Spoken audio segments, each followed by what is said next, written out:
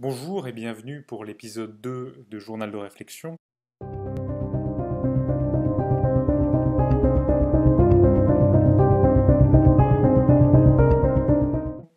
Aujourd'hui, la vidéo sera plus courte parce que la réflexion que je me suis faite est une réflexion plus simple, plus courte. Alors, cette fois-ci, j'étais dans un train et je regardais par la fenêtre et j'ai aperçu une dame qui promenait son chien et qui rentrait probablement chez elle.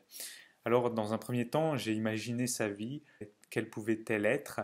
J'ai imaginé qui était cette femme. Donc ça, c'est la première chose que j'ai faite. Et donc ce que j'ai fait, en fait, c'est ce que fait le personnage Louis Fabre constamment dans mon roman Le mystérieux pantin, que je vous invite à lire. Donc il est disponible sur Amazon au format papier. J'essaierai de mettre un lien dans la description. Donc voilà, ça c'est la première chose que je me suis demandé. Et puis ensuite est venue la réflexion du croisement. Est-ce que j'ai déjà vu cette personne de façon consciente ou inconsciente au cours de ma vie?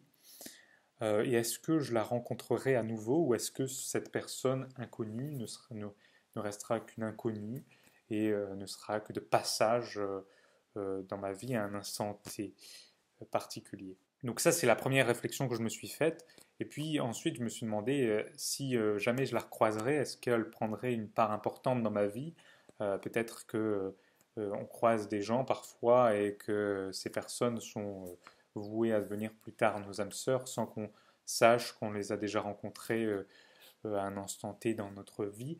Et donc voilà, le fait de me dire que peut-être que ces gens qu'on croise dans la rue et qui restent des inconnus, eh bien, qu'on ne recroisera jamais, le fait qu'on les recroise jamais, c'est un petit peu déprimant au final parce que voilà, on est juste des êtres qui sont futiles et qui passent, qui meurent.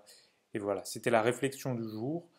J'espère que ça vous fera réfléchir de votre côté et que vous appréciez ce genre de format de vidéo, puisque c'est une série que donc, j'ai lancée très récemment et qui continuera. Voilà, sinon on se retrouve comme chaque samedi à 18 heures. Et donc voilà, samedi prochain pour un nouvel axe de réflexion. Je vous souhaite une très bonne journée, une très bonne continuation.